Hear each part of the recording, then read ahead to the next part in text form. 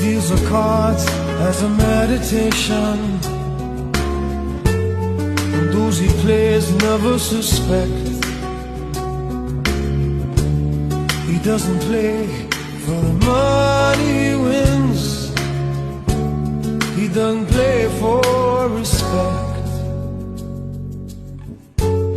He deals the cards to find the answer,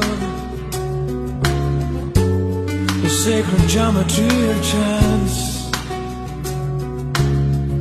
the hidden law of a probable outcome. The numbers lead a dance.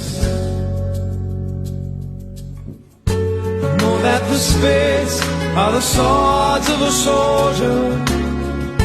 I know that the clubs are weapons of war.